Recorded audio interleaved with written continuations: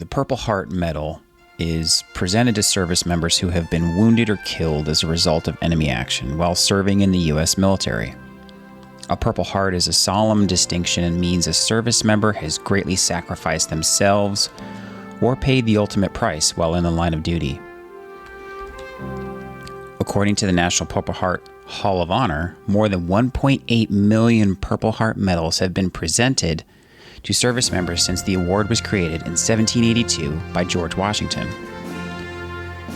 It started off as the badge of military merit and eventually evolved into the Purple Heart Medal we know today.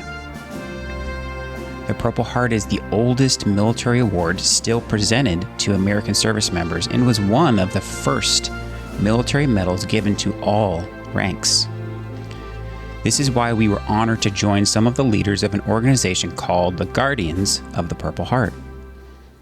The Guardians of the Purple Heart is a group of veterans, family members, and spouses who want to make a difference for the combat wounded servicemen and women in the state of Connecticut. In 2016, the organization helped their first Purple Heart recipient, Vietnam vet Clarence Hook. From there, the organization and concept took flight. The Guardians of the Purple Heart is a 501c3 nonprofit that specializes in obtaining items or services for Connecticut and Rhode Island combat wounded vets that are not being met by other organizations.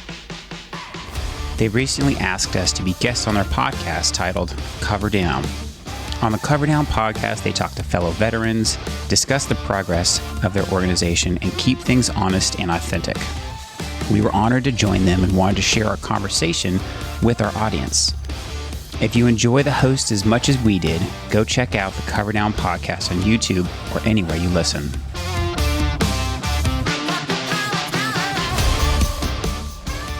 Now, today we're going to learn all kinds of fun facts about history, like, for instance, why the Roman Empire split. Because of a pair of Caesars. Rolling it from.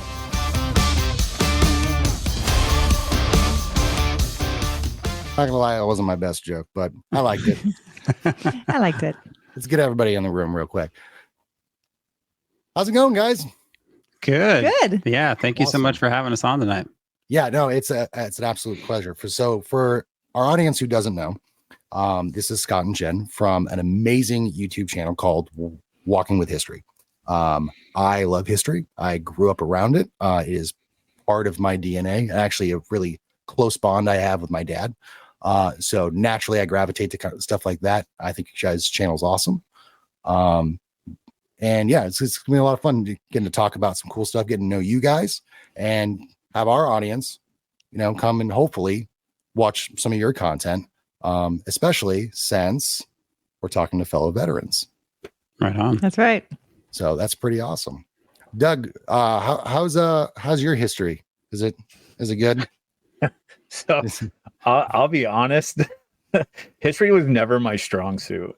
It was one of those subjects in class that I was just like, all right, let's get on with it. It's nothing is exciting here, but I will have to say wholeheartedly, the way that you describe history, it's intriguing. Like, I'm actually paying attention and learning stuff. And I was like, man, I'm getting smarter now. Seth is going to love this one. I love it. So Doug, I'll have to be honest. So for your audience, for those who don't know us, I'm Scott, and this is my wife, Jenn. Hi. So Jenn's the historian. I married into like the history nerddom in this house, and my goal and I'm the producer, editor, extraordinaire behind the scenes for the vast majority of our videos. And so I'm actually learning while I'm making it, because I am not a history buff whatsoever. I was much like you, Doug, when I was in high school. Like, history wasn't, I had one great history teacher, shout out to Mr. Beck in San Dimas High School. But it was not my cup of tea. This one right here is the one who kind of got this off the ground, and we team up together. Yeah. I kind of grew into it, guys. So, I was in the Navy. And, going over to the Middle East for the first time, I wanted to know more, right? Like, what's going on? Why are people, these deep rooted hostilities going on? I wanted to understand more of it. And every time we pulled into port too, it became my job to kind of put out the brief to the whole crew of where we were going. What's the history of the area? What kind of money do they use? What kind of tours do you want to see here? So I kind of got immersed in that kind of history. That would have been nice for me to have. I just got told the places I wasn't allowed to go. Yeah. Right? That's probably what you heard. Yeah. And you're like, I'm pretty going there confident first. They probably said some other things. You just heard all the places you weren't allowed to go so that you could go there later. And so then when you might be right on that one. Yeah. Oh yeah. Believe me, I've walked into a couple of establishments and I'm like, oh, there's my guy right over there. Yes. So then coming back after deployment and after getting out of the military, I used my GI Bill because I hadn't had kids yet. So I hadn't given it to them. And I went back to school to get a master's of history. I wanted to understand, how do people study this? How do people, quantitate it? Because, talking about science and math, I knew that, but how does something in history gain fact, gain truth, have merit? And so I went back to grad school, and I graduated 20 years after my undergrad. I felt like the old lady there, but it was great. I actually went back to school and I got the master's degree of history. And then what do you do with that? Right? I'm married to an active duty officer. We move around every 3 years. It's hard to keep a job. So why not do a YouTube channel? It moves around, right? It fit. And so we move around. And so then our radius can change. We can take you there. And like you said, Doug, I try to emphasize, why does this matter to you? Right? What's the point? Why am I telling you this story? Because history will impact you whether or not you realize it. Right? It's having an impact on you. So I try to do that. I try to connect the dots. So why should you care about this? And tell interesting stories along the way, motivational stories, a lot of like unsung heroes of Gettysburg or Civil War, things like that, things that we can kind of, aspire to or hear about. And as a patriot, kind of like, what are we defending, right? Who has defended before us? What have they done before us? And what are we defending now and looking forward into the future? That's awesome. Doug, you think you can get on board with that? Maybe. Like it's gonna take a little bit, because I mean, like I said, it was just, and I think you hit the nail on the head. Like I was sitting there in class and I was like, what is the point of this? I mean, I was 38 when I went back to college. I was older than probably about 90% of my professors, and I'd walk into class and it'd be this old crusty dude teaching, history, and I'm just sitting there like, why do I have to take this? This is interesting whatsoever. Now I will admit there was certain points where I was like, oh, okay, that's kind of cool. But at the end of the day, I was like, this is just draining for me. I know. And it shouldn't feel that way. It should feel invigorating. It should feel exciting. Like I try to make it fun, and like, we're here, we're standing where George Washington stood, where he touched that. Like I stand on Jimmy Stewart's porch. I'm like, I'm on Jimmy Stewart's porch. And that's cool stuff. I mean, so my biggest thing in life was the areas of the world that I wanted to travel to. I wanted to travel to ancient places. I wanted to travel to places that were very old. And growing up in New England, specifically in York, Maine, all right, we're pretty old there, all right? Yeah. But you're only ever going to be like 200-300 years old, in the United States, right? So unless you start really going back further, and actually in York, Maine, we have a world treasure that most people don't know about. I'll go to that in a second. But just having all that history around. And so naturally, when I was in the Navy, and I would hit a port like Toulon, France, and I was lucky enough to have a buddy that could speak fluent French. I was walking through this beautiful stone archway that kind of looked like a bridge, but it didn't really go anywhere. And there was a plaque on the side, and I asked him to read it. And he said that this is where Napoleon marched through to retake France. And I lost it. I'm like, wow. I'm standing where Napoleon Bonaparte marched his army back through from Italy, if I can remember correctly. Right. And I just thought that was the coolest thing in the world. And so for me, it was, if I can go to places that have history, the older, the better. So I'd love to go to places like Egypt. You know what? I'll go to any country that has like the UNESCO World Heritage Sites. Right. Those things where it's like, we'll never demolish these in the world because this is part of human history. Yeah, that's cool. Those places are fascinating to me. And I would love to go. But you have a specific kind of wheelhouse, and then it's American history. So I got my master's in that because if you do world history, you have to speak a foreign language. And if you know me, That's I cool. barely mastered English. So there's no way I'm speaking another language. You should see me. Even when we go to France, thank God Scott can read French. I try to read it phonetically. I look like the biggest moron. So I do not even try to open my mouth. So I did American history because it made it easy. I only have to know English. So that's kind of why I centered on that mostly. Now, you can't really study American history without knowing world history too, because you're going to be impacted, right? Like even Napoleon is impacting America. America's impacting other countries at the same time. So you have to really understand world history at the same time. You're just not emphasizing it as much. I mean, what is it? Frederick Bastiat, I think was his name, was a French philosopher and writer that we base a lot of the sense of our laws around some of his work. And yes. Wasn't American. Nope. The Enlightenment was basically coming from the French.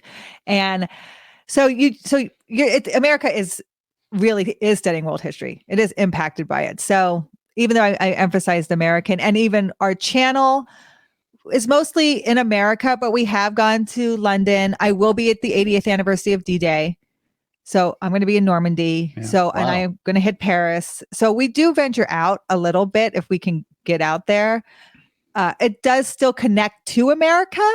Mm-hmm. So, but I do try to get in other places, but really we do really center on American history. That's awesome. Doug, what was the oldest place you went? America or abroad? I have to say it was when I was in Baghdad, Iraq, and I did visited the cross swords. So I will say on the history aspect, it's kind of cool to know that, you know, in years to come when school kids are reading about like the war in Iraq and Afghanistan and all that. And even to this day, when I see on Facebook, like people posting pictures of the cross swords and everything, and I'm like, man, I was there. Like I climbed up the top and I looked down from the handle and whatnot.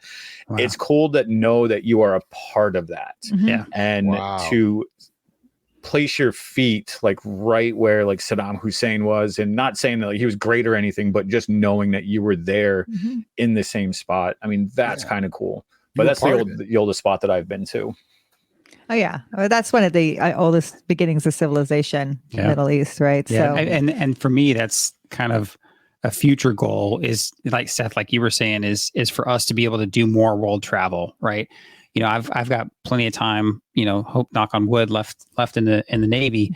But you know, we're building this channel now to kind of build it to a little bit of a business so that I can hopefully make some money and supplement retirement so that when our kids are out of the house, then we can run off and kind of do this, you know, as for retirement, you know, with supporting it with some income. We've got some other stuff that we're kind of slowly building on the side and stuff like that as part of this kind of history thing. So, well, I'm 100% for a history channel campaign. Yeah. Well, I mean, you guys, one, you definitely have the cadence, right, and the voices for it, and the knowledge, and I think that the duo thing is awesome. Yeah, so thank you. I don't see why they wouldn't pick it up, honestly. But, yeah, well, we joke all the time with our subscribers. We do it more on our podcast, Talk with History, but we say, hey guys, we're only, you know, the YouTube channel is only like 10.5 million subscribers away from beating the History channel. Like, let's pick up the pace. You know, we're only 10, 11 million subscribers. So we're coming after you, History Channel. Like, let's bring history back to the History Channel. Bring history back to the History Channel. Yeah. Right. Good. Yeah. Can we get rid of Ancient Aliens and Pawn Stars and all American the conspiracy Stickers? shows and stuff? Wait, you don't believe in aliens? All right, we're not Doug. What? Doug. They're a part of history in front of my friends. It's some history, right? Area 51. It's true. Blue Book, right? Very true. That is very true. So a little bit for myself, because like Doug said, he's never been a humongous fan of history, but fully understand because the things he's our fans of, he educates me on. What would that be besides pizza? Well, you educate me on how someone can consistently believe there's no dinosaurs or the earth is flat. Telling you. Telling you, all my evidence is stacked, and you just can't argue it. In a hoodie, my friend. I'm telling you, can't argue it, son. That's what you get annoyed with, is that you try to be the smart one, and then I drop knowledge on you, and you're just like, I have nothing because he's right. Game, set, match. Aliens. Yeah. This is Doug. So for myself, all right, history has been kind of a huge part of my life. One of the fondest memories I have is my dad sharing with me the story of Leonidas and the 300 and the Battle of Thermopylae. Yeah. Before I even knew that Frank Miller wrote a comic about it and eventually gets turned into a movie. Right. So he would tell me all these stories of ancient Rome and ancient Greece, and because he was a big ancient history buff, and I would find them fascinating. So like when you're a little boy and you're hearing all these crazy battles, how 300 Spartans, fended off the entire Persian army, and then you come to realize, like, well, the Persian army had wicker baskets as shields that they don't really count, But regardless, it was a lot of fun. And so I started to gravitate more towards that. I still have a book that's like 3 inches thick he gave me about the history of Rome. And then I would start to notice things around my hometown of York, Maine, that were very historical. Like I think we have the oldest schoolhouse and the oldest jailhouse, or one of the oldest jailhouses. We have a crazy statue that's been there since 1906 that has a lot of folklore around it, that it was a Confederate soldier statue that was mixed up in transit. Oh, interesting. The South. Yeah. And that when we asked to get ours back, the South had destroyed ours. Yeah. But we erected ours anyways.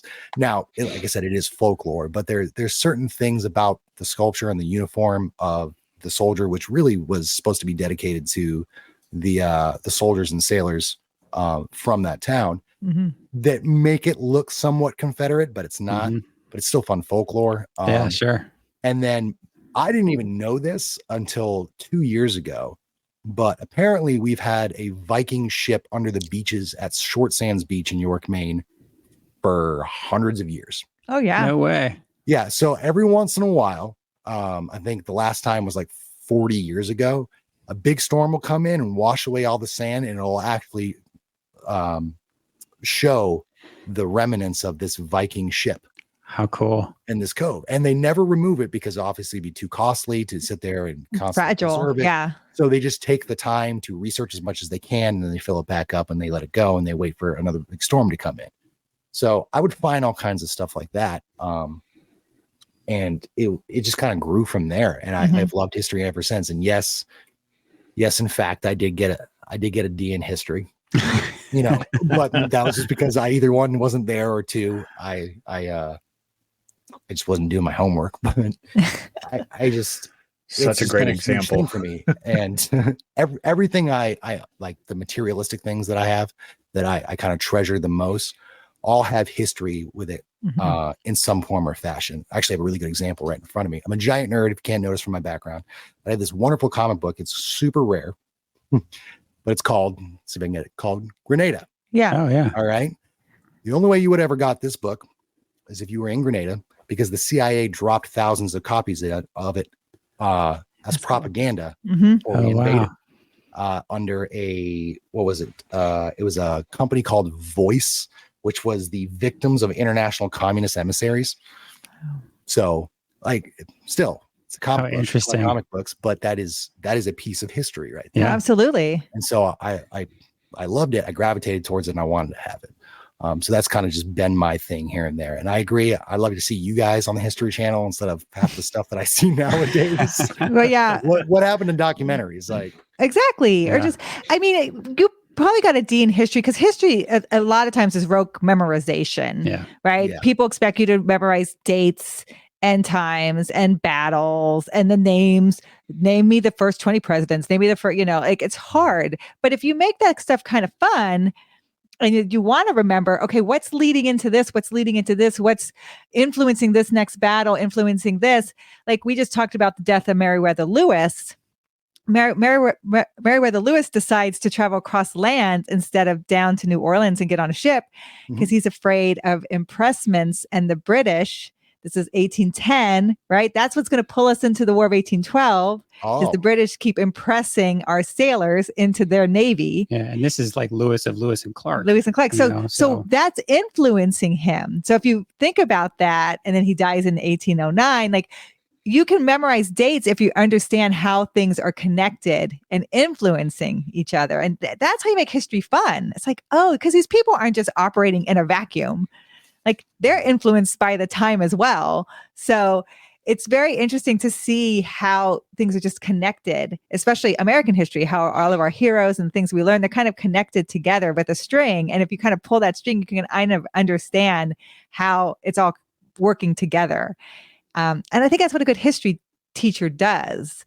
Yeah, my thing is that history is not black and white. No, absolutely not. Very gray. It is very gray. Very, very gray. Mm-hmm. And it's one of those ones where you're like, well, what caused this? So you start to pull the string, and then you shortly realize you're going to never stop pulling that string.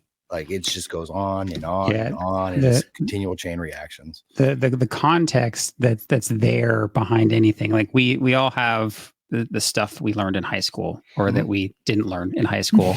In my case or maybe your guys' case as well. Yeah. But the one of the things is you get back into it, or you start learning about a particular topic, and you just kind of dive down the rabbit hole, whether it's on the internet or reading a book or whatever that is. We just interviewed, in fact, actually, we'll give you guys a preview. So in our next week's video, we interviewed someone from the original cast of the Broadway play Hamilton. So the guy who played George Washington, Christopher Jackson, we interviewed him. We interviewed him, and so he talks about how, with history, even he is learning, and when he was researching Hamilton and George playing the role of George Washington, what he learned and kind of brought back to the surface. He said that history as we learn it is something that's kind of set out, and it's just kind of dried out in the sun. And it's kind of our job as historians, right? Jen's job or somebody else's job to kind of bring that back to life, sprinkle some water on it and bring it back to life, so you can learn more of that context. Because a lot of times we can learn a subject matter and just assume it is what it is, but when there's so much more layer and depth, and like you said, you keep pulling that string, you're just going to keep pulling. Yeah, I will have to say, so I listened to you were talking about Lewis and Clark. I listened to that episode. And just to give you an idea of just how well you teach it, I listened to the entire thing, and I was anticipating what was coming next. And then as I was sitting there listening to it, I was like, in this 9 to 12 minutes of listening to this video, I have learned more in 9 to 12 minutes than I did in 4 years of high school. Yeah. Like, I didn't know he shot himself in the head and in the stomach, and then he was still alive and begging for water and all this other stuff. And I'm like, why are we not talking about this kind of stuff? Yeah. That's the stuff that I would remember. Right. Yeah, absolutely. I that's the best part of some of these. Like you said, it's the story. It's the story there. Like, that's a crazy story. Yep. And it takes a very unique person to be able to deliver a story like that, but then deliver it to where you're intrigued and anticipating like what's coming next. So kudos to you. You have this very, what is it, kind of like news broadcaster vibe, but like an cool interesting one. Yeah. It's like you watch all the newscasters and they're like, today at 7, and I'm like, shut up, I don't care, because you're going to spit nothing but garbage. And then you come on and all of a sudden it's your intro to what you're going to be talking about. No lie, I got goosebumps, and I was like, okay, something's going on here. Yeah, I mean, so that was the biggest thing I took from history, because again, I went back to school not even, but 5 years ago. Right. And I consider myself a centralist, but I lean on the conservative side. And when you talk about history, it's very left leaning.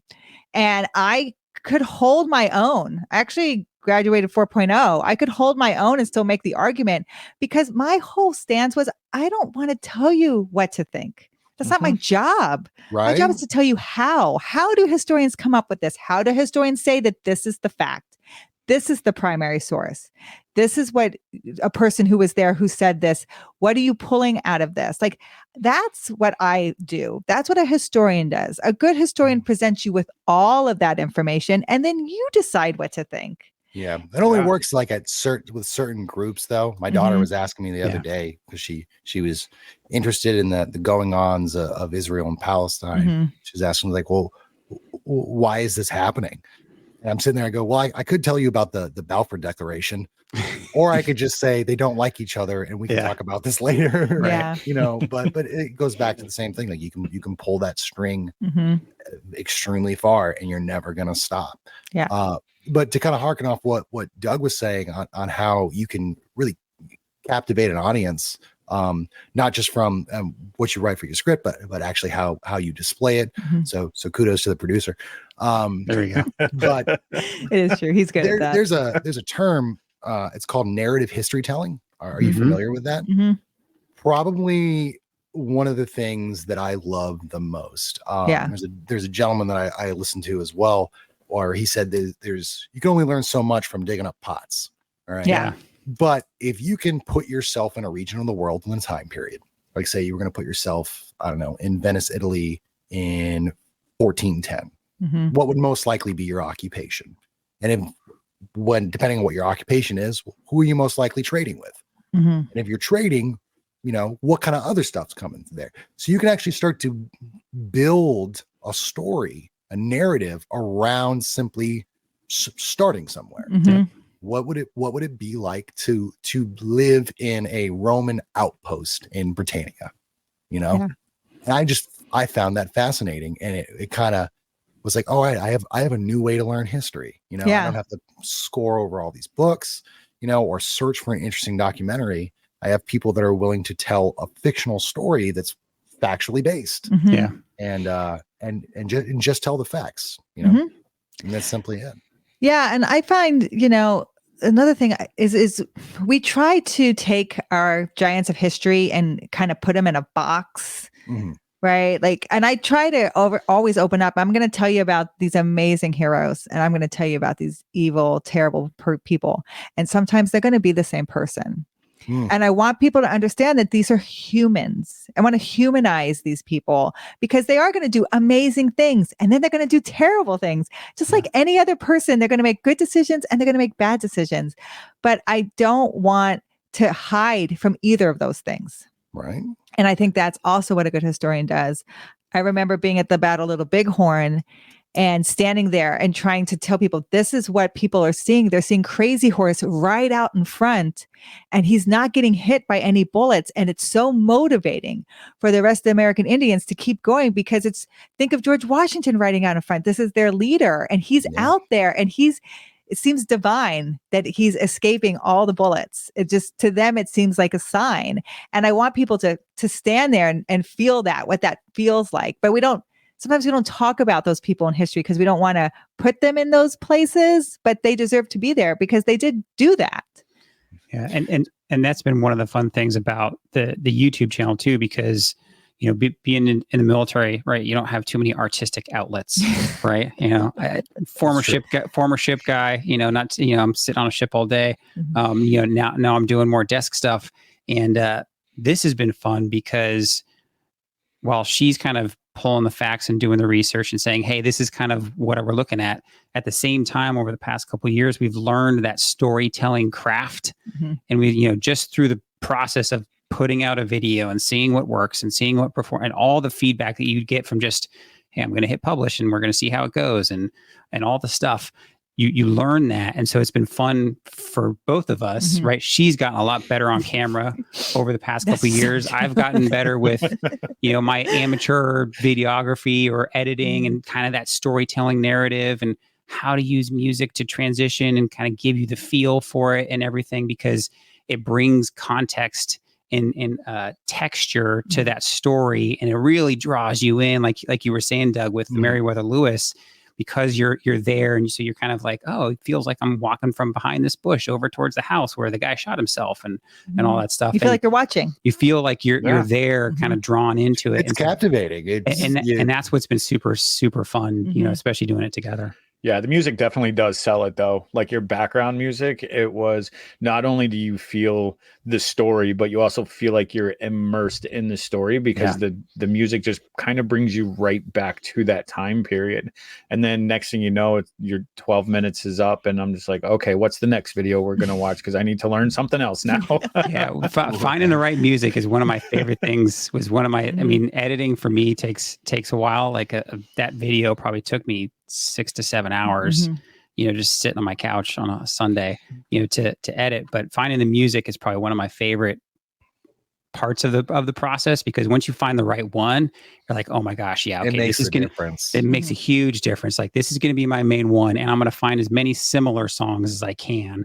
Unless you're kind of going from dark to light or whatever. After a while, you probably see me throwing in like the girl from Ipanema, behind Pearl Harbor, and it doesn't really make any sense as I'm running out of ideas. Like I said, I'm not the producer. Yeah, that's how I feel too. I'm managing that. I'm managing. So Scott, let me ask you a question. You've admitted that you weren't like a real history buff person. So like, I have to know at what point were you sitting there were you like editing, or were you just like, okay, now was there like a certain story that just kind of slowly brought you in to where you started expanding your knowledge base, or did you just kind of get used to it? so honestly, for me, it's been kind of story by story. I won't lie, like certain stories for me are just less interesting, right? Because it's niche or something like that, and some are just over the top. Oh my gosh, this is such an amazing story because here's what this historic figure did. But for me, when we started the channel, I knew that it would take me time. I knew right up front because I had done some family stuff. I had messed with YouTube a little bit since like 2018, and we started this in 2021. And so I knew right away that there would be kind of conflict between the two of us, and there still is sometimes. I'll try to cut stuff out. And she'll see like, hey, I talked about this. I talked about this, and this. It connects the story. You left it all out. I was like, but it was boring. And so we had that argument about, something, just the other day, and she usually wins those.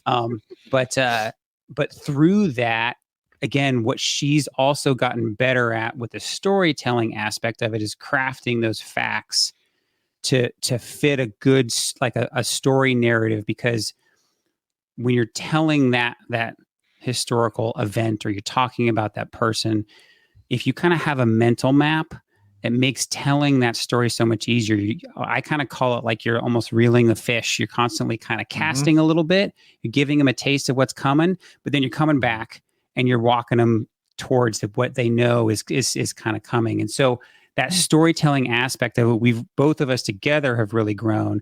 And I joke sometimes that my goal is to make a history video that I would watch as a non-history nerd. If I could watch all the way through and find it interesting, then that's my bar, right? So if I can watch it, then the history nerds should really love it.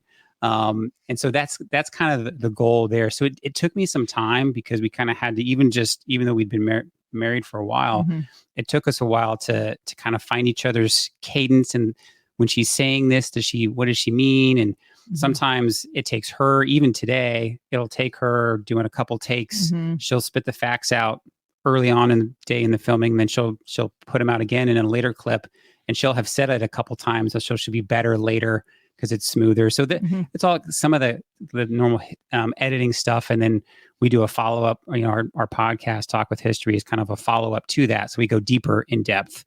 And because I've already made the video, I only usually make the podcast until I made the video first, because then I know enough of the story and I can speak, intelligently to it. But it took some time. And to be perfectly honest, like I'm still not really, I don't go seeking out history videos on YouTube.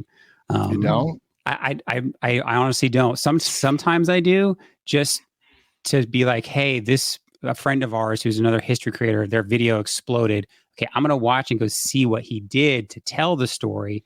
I'm more interested in how did they tell the story, and maybe I'll kind of look at their subject matter or something like that. Research purposes. But I'm just, I like watching the tech stuff, or I like watching the producer side of things, or some of the travel stuff. Like that's what I'm interested in. We're so lucky because Yeah. of that. Yeah, we Because I know nothing about that. I wouldn't even know how to start editing anything. I would be so lost. So we are so lucky. I'm really, it feels like a great combination. But yeah, It's a I mean, pretty good duo. yeah, and really, Doug, we both kind of at a certain point we both kind of realized like story is king. Story is king. Story is king. Story is king. If you have an interesting story, an interesting historical event, but you don't tell the story well, or it's not presented well, and we've done that before. Yeah. I look at some of our old videos and we're like, oh my gosh, like, yeah, that's boring. I hope nobody goes back and finds that. But so story is king, even with those historical events. I think when you use that storytelling method, not only one is it is gonna make it a little bit more interesting for people who can't just sit there and read textbooks, and like I will go and read 100-year-old news articles to figure out the pulse of the culture at the time. Sure. That's just me. But I can probably still go back and watch your video and be enthralled. Right. And just find it fascinating and very captivating. But it'll help people kind of remember, but it'll help them understand more. Yeah. In my opinion, because they're like, okay, I kind of see how that person came to that decision, because there's so much context, and like we had stated before, history is not black and white. I heard a comment the other day. I was watching something on the Cold War, and so the Cold War starts directly after World War II, and they made the comment that said Hitler was the worst of mankind's creations, but they were very specific when they said mankind's creation. It was like, well, something had to create that man, so what did, and that it makes you want to go back and be like, okay, well, what are the conditions that created this one event, within the world? Like, why was Constantinople constantly being conquered? Yeah. What's so important about it? You can go back and do that stuff. But let's talk about favorite topics. I hear John Wayne brought up a lot. Oh yeah. Yep. That's fun. I'm a huge Right, so okay. lay it on me. Dudes, I mean, come on, guys. Like I was a pilot in the Navy, right? I'm so used to hanging around dudes. It's like not even funny. My call sign was Yoko because I broke up the band, right? Oh my God. First female in the squadron. And my father was a high school football coach. My father was a cop, right? I have a brother who played football. Like I'm raised on John Wayne. I love John Wayne. Like I will go to my grave. The Searchers is the best Western of all time. Like I cannot wait to talk about that and talk about the anti-hero. And I think it's John Wayne's best performance. We have a couple more John Wayne videos coming. And that's awesome. And that is kind of what started the channel, because I was on my treadmill and it was COVID, and I was looking up John Wayne Museum. And then I was like, has anyone been to Maureen O'Hara's grave? Because most people do not know that she's buried in Arlington National Cemetery. I did not know that. Maureen O'Hara is one of John Wayne's great co-stars, right? She was in The Quiet Man. She's in McClintock. It's really the redhead, right? The prairie redhead. And she was married to a brigadier general in the Air Force. And he died in the 70s, a long time before her. And she outlived him. But so most people kind of forget. But she's buried in Arlington, and no one had visited her grave on YouTube. No, well, a lot of people don't understand that the spouses of the service members that are buried in Arlington can be buried with them. Yes, yes. Unfortunately, my grandmother recently passed away, but my grandfather is buried in Arlington. Oh, cool. So she had the opportunity. However, she denied it because she said that's where our heroes go to lay, and so she wanted to keep that there for him. But I had no idea that she was buried there. That's crazy. Yeah. So that's one of our first videos in Arlington. That was kind of our first positive signal that we were doing something right. I would visit Maureen O'Hara, and that took off because a lot of people didn't know that. A lot of people like her. She's connected to John Wayne. And so to go to her grave and to talk about her, I kind of found this really great, I don't know if it's a niche, but I did other people in Arlington that way. I did the Gunny, right? I could go to their grave and sit with them. Charles Durning, people who were a part of the entertainment industry, but are now in Arlington National Cemetery. So it was so great to tell their story with them, and a great way to honor them. And for me, it was just a really a great experience. And so then as a veteran, and to be there and talk about what Arlington means to me, and then I could visit some people we knew, could talk about people who influenced my military career who were there. So it was really, that was one of our first videos, and probably the first video to really take off. Yeah. That was the first one to really take off, and now we've been back there a bunch of times. But John Wayne is huge. Yeah, John Wayne's a good one. We compare the two True Grit movies. That is a huge video. Yeah, that's awesome. Let's talk about service for a second. I know for myself, all right, as a Navy guy, especially as a submariner, 4th generation, right? History is a big deal for our culture, and it has a tendency to be a big deal for just the military members in general. Do you feel like your time in the service, or your current time in the service, and what you're learning there, and knowing that you're part of a long history of something, kind of inform you or help you along or inspire you more to do what you're doing? Or I'd say, for me, guys, there's not a lot of women who do this, right? There's not a lot of women pilots, period, right? And so I feel, and maybe it's the confidence that comes out, but I feel very confident in what I do. I think the education helped me be more confident in what I say. And then being out there to represent, I really take that seriously. There was another pilot named Jennifer, who was a helicopter pilot, who went down in Iraq, and she was killed there. So I think about a bunch of people that didn't make it home, and I take the risk and I take the chance for them, because they can't. And I try to go, I'm going to live my life as much as I can, because they can't. And sometimes if I would have been more timid and I'm not going to try that, I'm like, no, I'm going for it because I can. Yeah. Well, and I think it's, in some sense, it's probably similar to why, Doug, you probably helped stand up the, Guardians of the Purple Heart. And it's like, if there's something I want to do, I'm going to give myself the mission, and I'm going to attack, right? I'm going to move towards that mission, whatever that mission is. And for us, when we joke that after 15 years, we finally found something that we enjoy doing together, and that's the YouTube channel.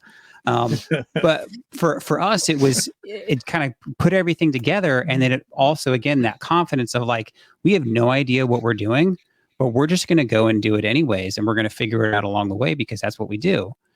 And that comes from, and I think I'm preaching to the choir here, that comes from being in the military. When your commanding officer or your boss or whoever it is says, hey, you kind of just need to figure this one out. You're like, okay, let's go.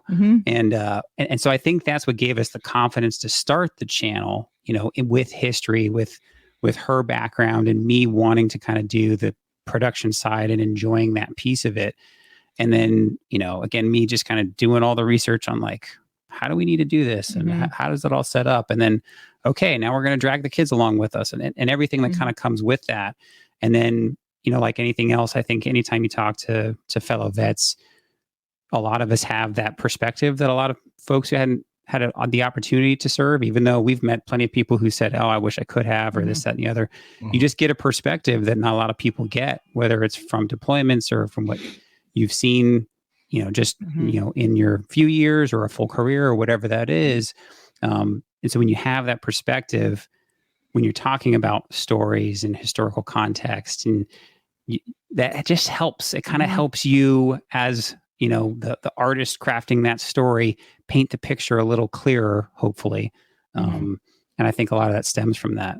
Yeah. And you guys are really, you pay a wonderful respect to a lot of aspects of history, but as well as some military stuff. I think you guys recently did a Medal of Honor video. Yes. So I was asked by a fellow history creator on Instagram to visit that grave because they were doing a story. And because I'm very much an on-location historian. That's kind of what sets me apart, right? Is I go to the location and tell you about it. And I was going to Arlington anyway, and I told him absolutely. So I looked him up and his story, and I sat there with the Medal of Honor recipient. I told his story, and then it coincided with they did a long form video of their story. So it worked out. That was Instagram, and then we had done another Medal of Honor one. I think it was who was the local Carney. Oh, yeah. Sergeant Carney. So Sergeant Carney is from the Civil War. You remember in the movie Glory, he's kind of played by Denzel Washington and Yeah.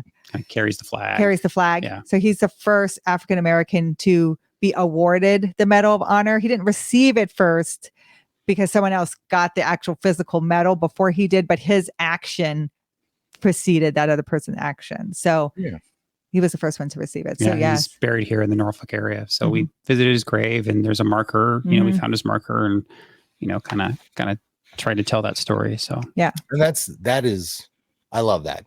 Yeah. Thank you for doing that. I think that's pretty awesome. I mean, because there's stories that shouldn't kind of fade to history, right? Yes. They should continue to be told. Yeah, it's some crazy stuff you guys are doing. Doug, you got another question to add in there? Like I said, I got my homework. So I mean, not history related, but I mean, I always have to know just because I just love it. But what's your guys' favorite pizza? We'll go completely off topic here. Pizza for me, my favorite pizza is probably pretty controversial. I know. At least people tend to have strong feelings. We get people mad at us when we tell them. So I'm a pepperoni and pineapple guy. I like pineapple on pizza. Some people, I've literally had friends who didn't. Yeah, it's so good because it's the sweet with the spicy. Yep. I've had like close friends that didn't know that I like that. They'll that topic comes up and they'll be like, if you like pineapple on your pizza, don't ever talk to me again. We cannot be friends, et cetera, et cetera. I jokingly, but so for me, that's honestly my favorite. And I could eat that too. Actually, when we used to do a lot of like climbing and stuff, and you're so exhausted, that was a really good treat. But I'll try to sometimes. Right, you're rock climbers. This guy did El Cap. He's done the nose of El Cap twice. He did the face of Half Dome. This guy is a big wall rock climber. That's no awesome. joke. Out there pulling on some rock. Oh yeah. He was a Naval Academy gymnast. So yeah, he's the real deal. Wow. I know. That's what I said. I don't usually bring that up with random strangers that I just met on the internet. But that's okay. I'll let her it's bring impressive it though. It's a definitely a fun sport to get into. We actually we got a family membership to Central Rock Gym. Oh, right on. Here, and the whole family fell in love with it. Like I'd done it multiple times before, and then gone out to actually climb a couple times. But I was like, well, let's just go do it. And sure enough, they all fell in love with it, especially when they're a bunch of little kids that climb on everything anyways. Yeah. So it's perfect for them. Yeah, I tried to start a climbing gym when I actually got out of the Navy for about a year or two. That's what I tried to do. But 2010, after the Great Recession, was not a great time to start a business. Hey, I tried to start a comic book store. So try selling picture books to big kids. It's not as easy as it was. Yeah. But so you mentioned multiple times you're the traveling historian, the on scene historian. But I've heard the phrase Evergreen used a few times. Can you explain that? Yeah, so that's a concept that I actually got from there's a podcast out there, Dusty Porter. He has the YouTube Creators Podcast, right? And he basically just kind of talks to other creators and talks about what they learned building a YouTube channel. So I listened to that for a while. Like anything else, I'm researching the hell out of, how do I make a successful YouTube channel? And he talked about evergreen content, and evergreen content is something that you could listen to it today, you could listen to it 3 years ago, you could listen to it in 10 years, and it's still the same story. It's still relevant. It lasts no matter what. If we're sitting here talking about the most recent tech stuff, well, in a couple of years, that's going to be out of date. But if we're talking about history, and that's why I knew when she brought this up, she said, hey, I want to start a history channel. In my head, I was like, ding, I know for a fact that will work.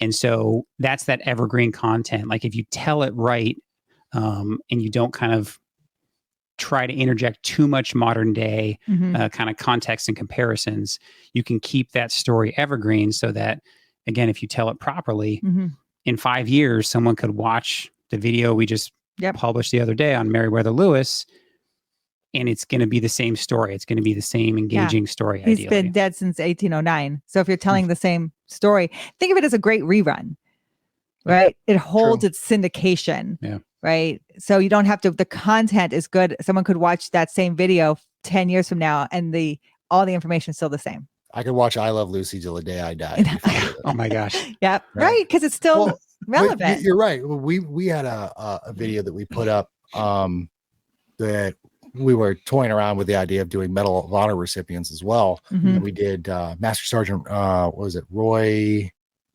Benavides? Yeah. And his story, and like that just kind of did quite well for itself, for a small channel. But I was like, all right, well, that shows that people are interested, people care. And it wasn't anything special. It was literally just his speech. I think it was I think Reagan might have been speaking at the time, or someone. But it's true. They are evergreen things. I think I've gone back and I've listened to Tides of History's podcast entire catalog twice by now. Wow. But it's the same thing. It's that narrative history telling that I love so much, and you guys are a great addition to that. Yeah. So now we have some questions about history. Yes. We are the Guardians of the Purple Heart. That's so Is cool. there anything that's fun you can tell us about the Purple Heart Award? Well, George Washington is on the Purple Heart. And George Washington originated the medal, but it really wasn't what it is today when he first started it. I think the first Purple Heart that actually was a Purple Heart came out during the Civil War for being injured during combat or injured during battle. I think for George Washington, his Purple Heart, he was giving it to people who had served. And so it kind of took a transition between the Revolutionary War to the Civil War to what it is today. If you are a Purple Heart recipient, your name is in a book in Mount Vernon. You can go ask to see it. I didn't know that. Yes. Yep. And so if you are a Purple Heart recipient, you go to Mount Vernon. Really bad for not knowing that. You can ask to see your name in the book. It's on the second floor of Mount Vernon. So you will be allowed, if your family, whoever, you're allowed to go up there and look and see your name in the book with the Purple Heart. We might have to take a trip. Yeah. Those are things I know about it. We might have to. I mean, I think the whole book idea is really, I mean, it's awesome because like your name is kind of like etched in history forever. And having that, I would say it's kind of cool. But then again, I would have to say on like the psychological side of things, I look at it and go, it's a big book. I wouldn't want to see my name in a book and reminding me of the day that I possibly almost died. Right. Yeah, It's like, I have, I've been through multiple surgeries because of my injuries overseas, and everyone tells me wear them as a badge of honor that, you made it through. And yeah, I do. But at the same time, it's that constant reminder too. So I'd have to say on the psychological side of things, I could see how it would be a little bit troublesome. But I mean, either way, I still think that's awesome. We need to take a trip. Yeah. Well, your name is in a book in Mount Vernon.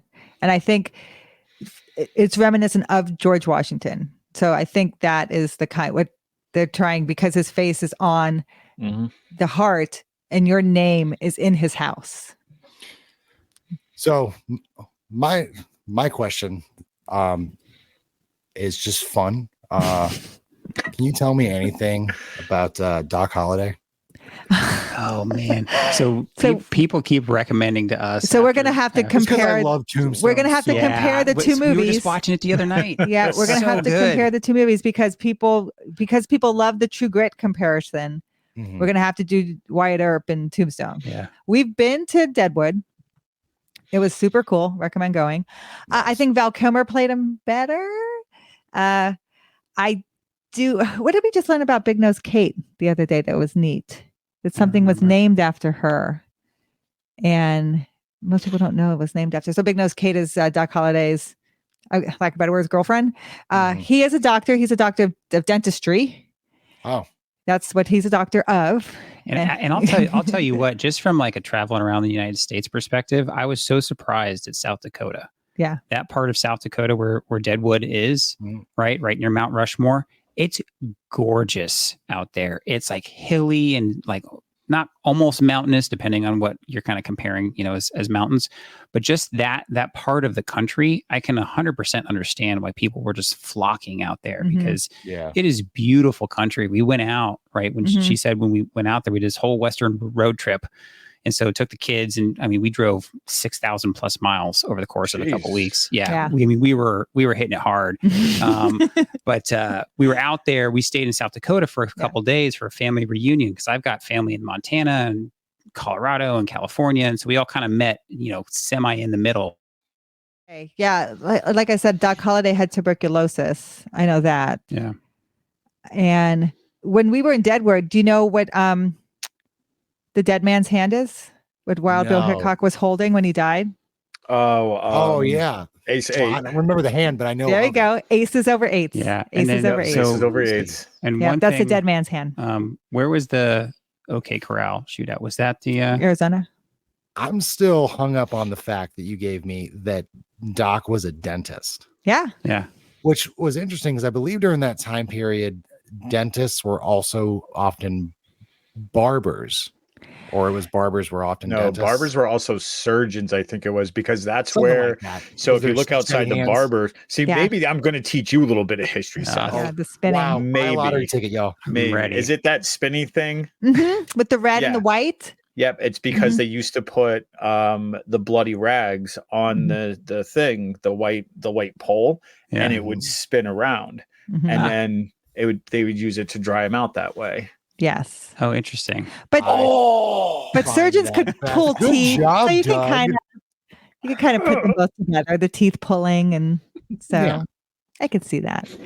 Either way, I just love Tombstone, and I love that character so much. Yeah, he's so good. Val Kilmer's so good. So where was the Tombstone, the city? Was that Arizona? It's in Arizona. It says Arizona. So wasn't it Lisa that we were talking to? Mm-hmm.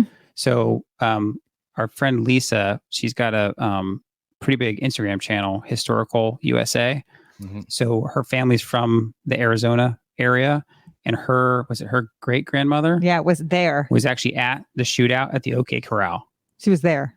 Wow. Yeah. Really? Yeah. Mm-hmm. So she was from Arizona, lived a hard life, but that was something that was passed down in her family.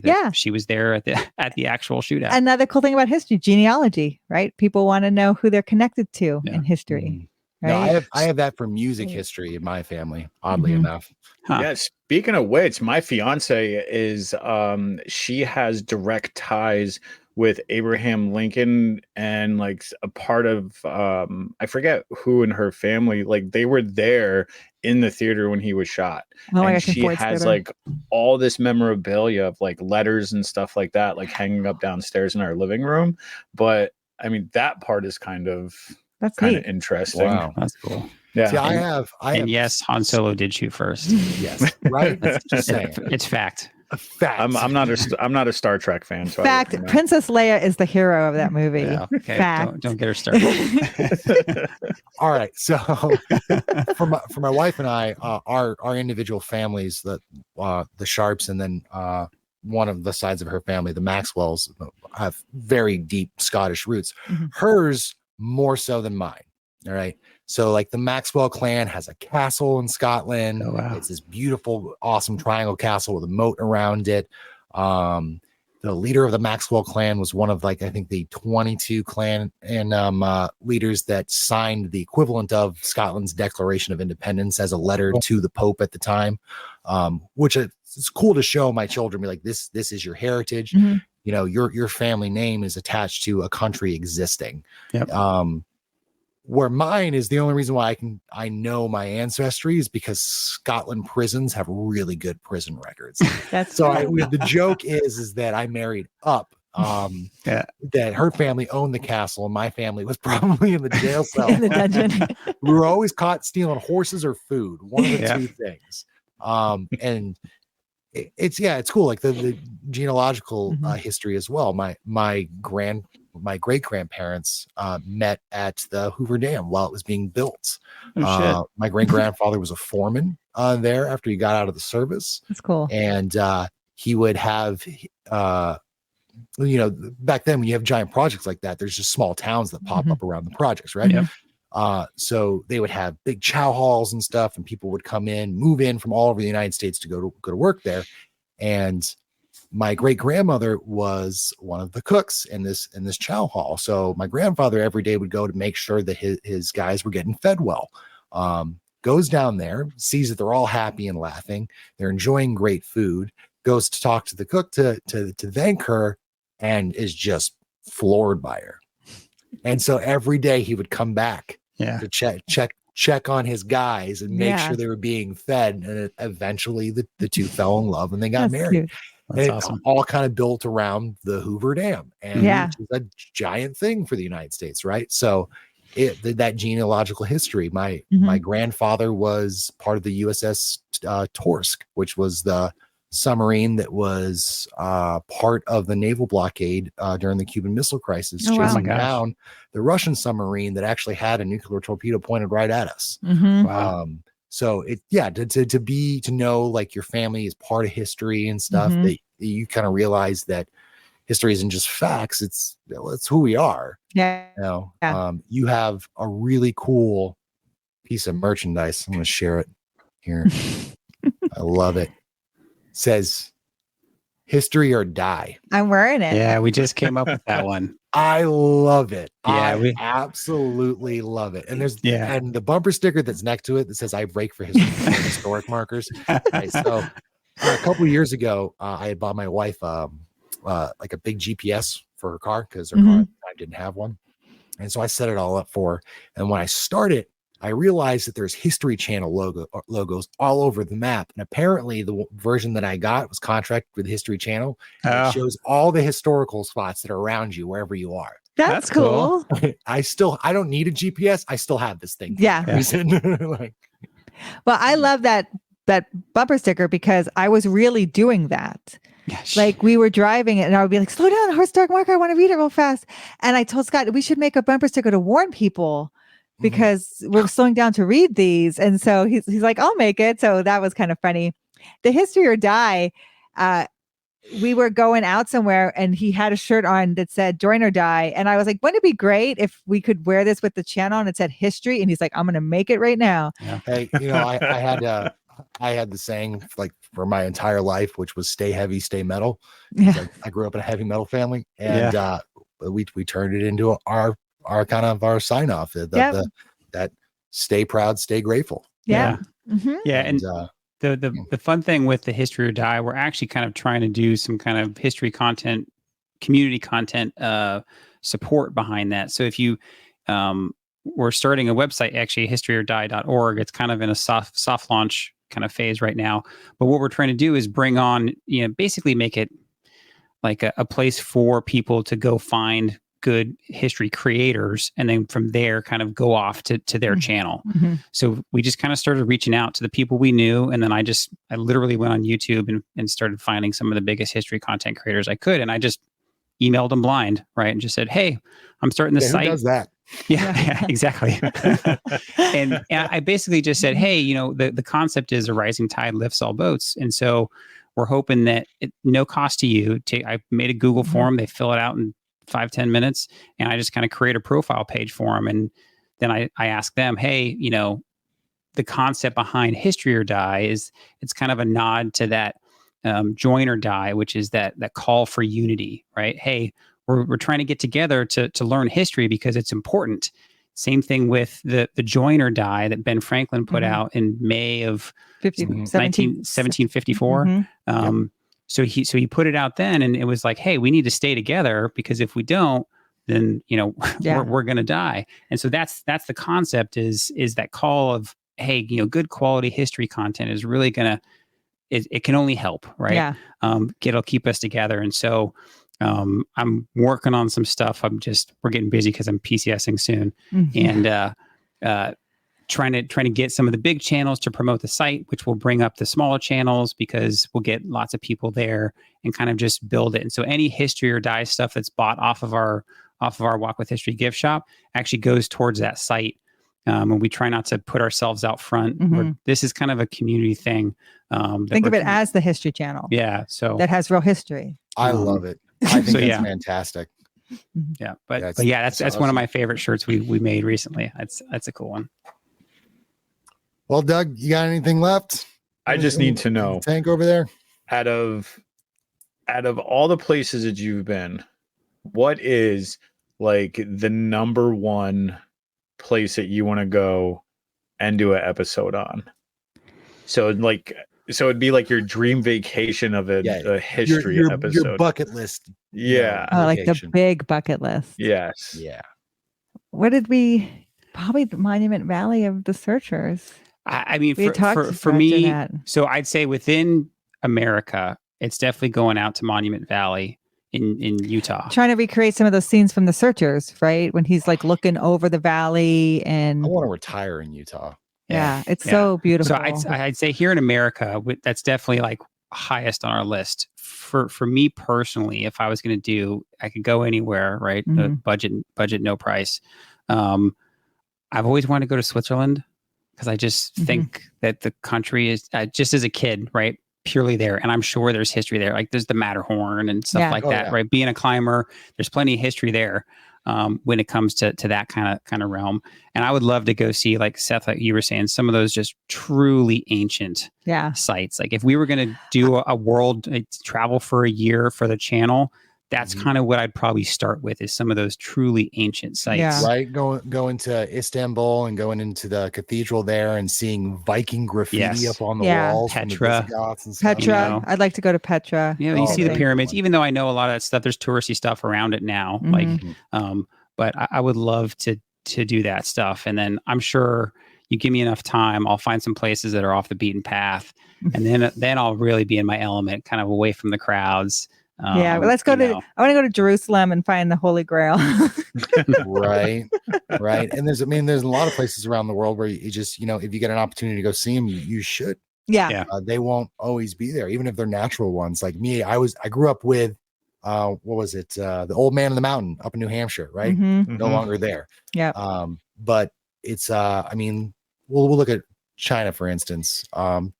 China during the 50s and the 60s lost a large portion of its heritage sites. Yeah. Italy was doing that too during World War II. Yeah, Italy as well, and it's Mhm. such a shame.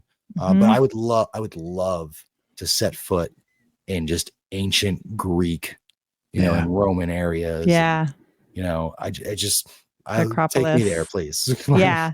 I would too. I would like to see some Greek.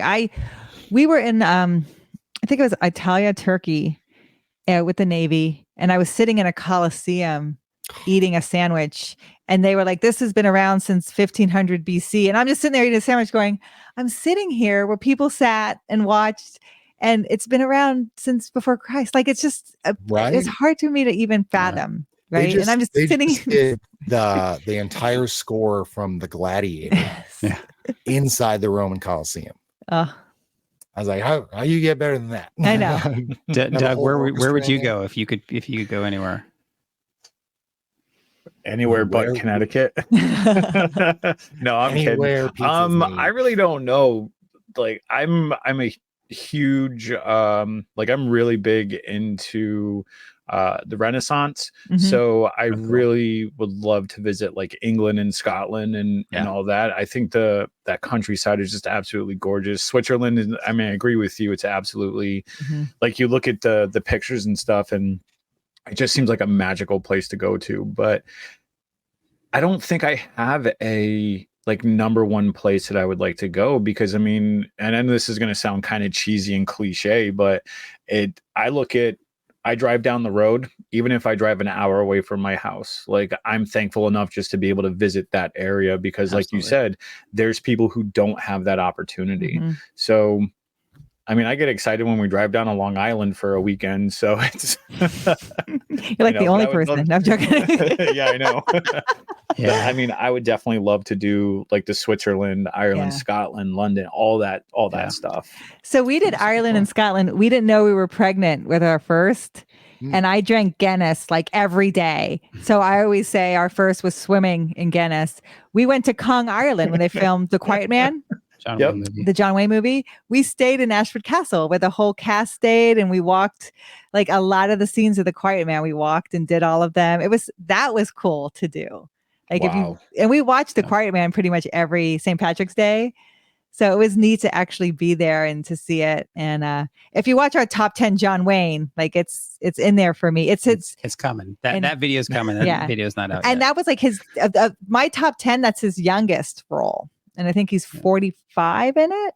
But I think Wow. that's like John Wayne at his almost his best. I'm trying to Wow. think. I can't remember the name of it. It's a temple in India. Mm-hmm. And the only aspects that I remember of it is that monks would go live their entire lives there. And the point of the temple is that it's built like a ziggurat, right? So you wind around it all the way to the top. And the entire pathway, there are carvings that are like independent of each other. And there's lessons to be learned from every carving. So monks would spend their entire lives meditating in front of a carving, trying to divine the deep meaning of what's there and slowly work their way up all the way to the top.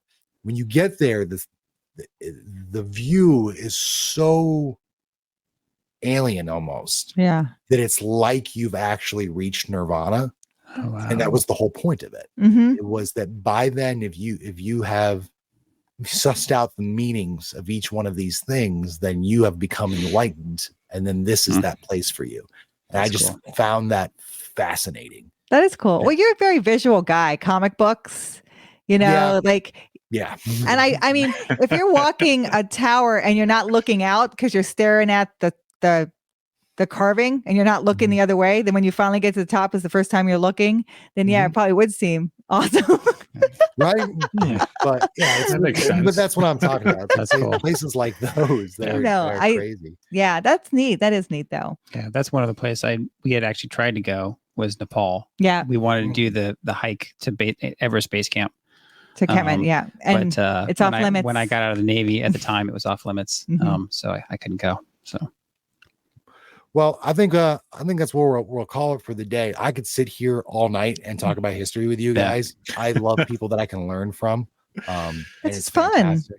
Yeah, it is. It is. And especially like Doug and I were talking about, the way that you guys deliver the history makes you want to know more, makes you want to know more about, American history in general. And it can sometimes spark that thirst for it. Yeah.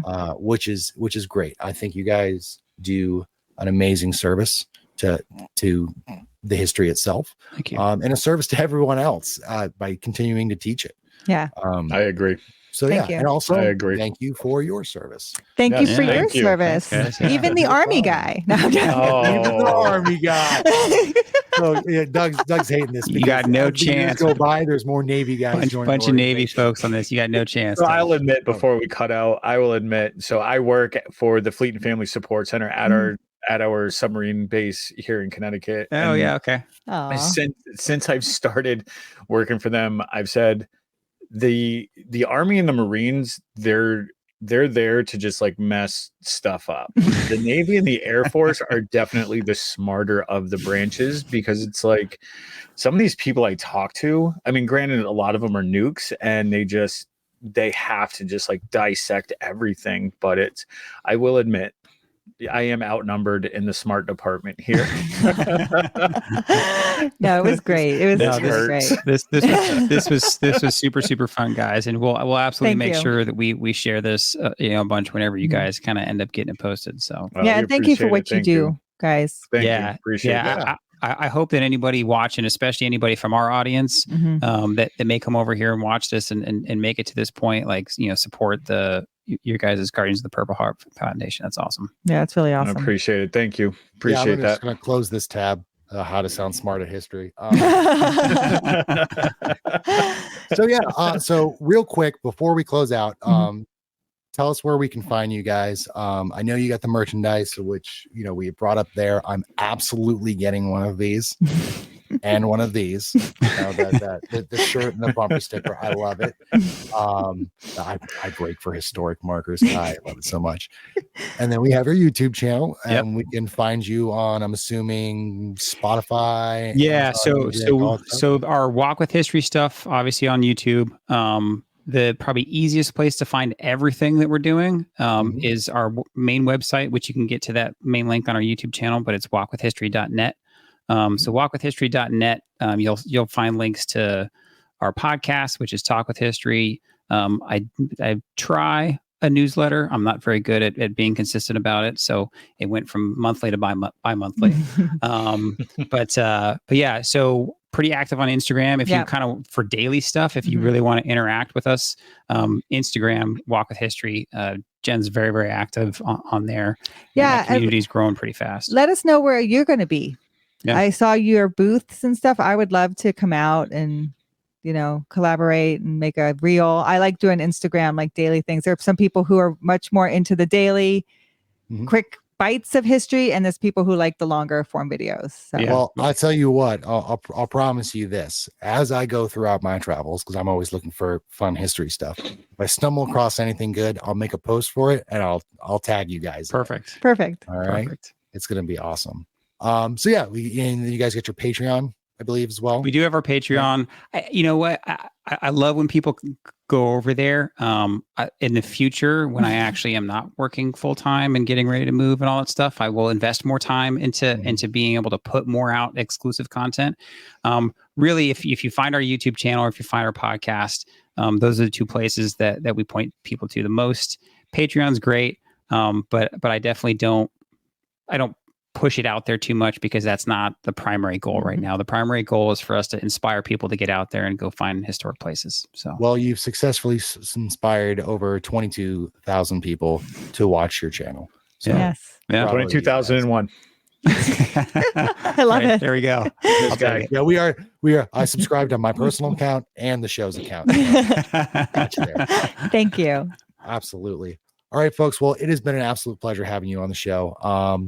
And if we want to do this again, if you guys want to come back on, all you got to do is ask. Awesome. Once you kind of come into the fold of the Guardian family, you're here to stay as long as you want. If you're in the area, want to come out to an event, we'll have you there. Yeah, if you're in the area at any point in time, and you want to come out to an event that we're having, you're more than welcome. You can be our guest of honor. Maybe we can actually get you in the studio. If that's ever the case, I don't expect some surface sailors to make it up to Connecticut. It'd be a little tougher for me. Right. I'll leave Jen. I'll leave you with this. I have 2 German Shepherds that are named Maverick and Goose. Nice. You guys are gonna love this. My maiden name before I married Scott was Mitchell. So I was Lieutenant Mitchell, and I heard all the jokes that my name wasn't the best in the Navy. That's hilarious. Yeah. Top Gun is Nick, our producer and our president for the Connecticut chapter, and mine's favorite movie, followed very, very closely by Wayne's World. Yes. Hey, they're both great.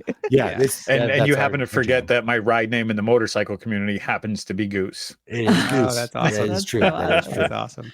So, all right, folks. Well, we'll close it down here. Guys, thank you so much for coming on. Yes, thank you. Said it, but we greatly appreciate it. If you're watching at home, make sure you subscribe to Walking with History. And if you're watching us for the first time, it'd be cool if you subscribe to us as well. Yeah. But they got a cooler show. So, all right, folks, we'll take it home from here. As usual, thanks for watching. Share, like, subscribe. And stay proud, stay grateful, and we'll see you next time.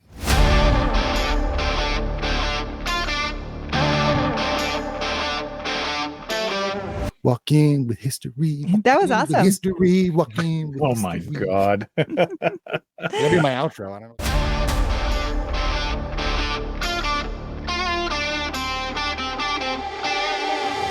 I hope you enjoyed our conversation with the Cover Down podcast. If you want to support the Guardians of the Purple Heart, there are links in our show notes, or you can do a quick search for Guardians of the Purple Heart. Thank you, and we'll talk to you next time.